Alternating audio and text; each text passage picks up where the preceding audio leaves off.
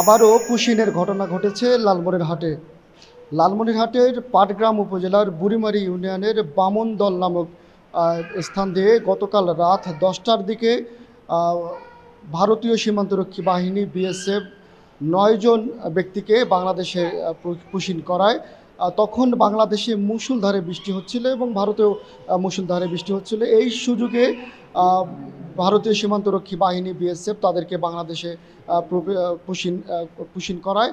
এর আগে লালমনিরহাটের বিভিন্ন সীমান্তে আরও 8বার পুশিনের ঘটনা ঘটেছে এবং তখন প্রায় শতাধিক ব্যক্তিকে লালমনিরহাটের সীমান্ত দিয়ে বাংলাদেশে পুশিন করায় এবং এর মধ্যে কয়েকজন ব্যক্তি ভারতীয় ছিল। পরবর্তীতে বিজিবি এবং বিএসএফ পতাকা বৈঠকের মাধ্যমে তাদের পরিচয় শনাক্ত হওয়ার পর তাদেরকে ভারতে আবারও ফেরত পাঠানো হয়। কিন্তু আজকে যাদেরকে পুশিন করা হয়েছে তাদের প্রাথমিকভাবে তথ্য যাচাই করে জানা গেছে তারা হচ্ছে বাংলাদেশের নড়াইল জেলার লোহাগাড়া উপজেলার বাসিন্দা। তারা আজ থেকে প্রায় 20 বছর আগে ভারতের গুজরাটে গিয়েছিলেন এবং পর্যায়ক্রমে তারা তাদের সেই ব্যক্তি তার ফ্যামিলির সবাইকে নিয়ে সেখানে যায় এবং সেখানে তার আরও বেশ কয়েকজন সন্তান জন্মগ্রহণ করে এবং প্রায় 9 জন ব্যক্তি, একই পরিবারের 9 জন ব্যক্তি আমি এই মধ্যে আপনাদেরকে দেখাচ্ছি।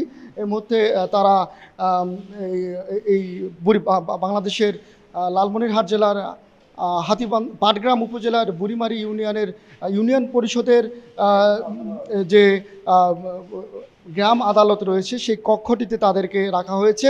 এখানে যাদেরকে নিয়ে আসা হয় তারা জানিয়েছেন যে পুশিন করা হয়। উনি জানিয়েছেন যখন তাদেরকে পুশিন করা হয় তখন মুষলধারে বৃষ্টি হচ্ছিল।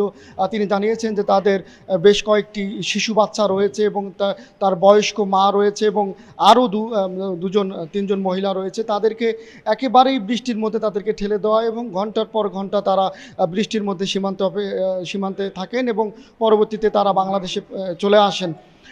আমি পাটগ্রাম থানার ভারপ্রাপ্ত কর্মকর্তার সঙ্গে কথা বলেছি। তিনি জানিয়েছেন যে প্রাথমিকভাবে তাদের পরিচয় শনাক্ত হয়েছে, তারা বাংলাদেশের বাসিন্দা। তাদেরকে এখন বুড়িমারির যে ইউনিয়ন পরিষদের কার্যালয় রয়েছে সেখানে রাখা হয়েছে।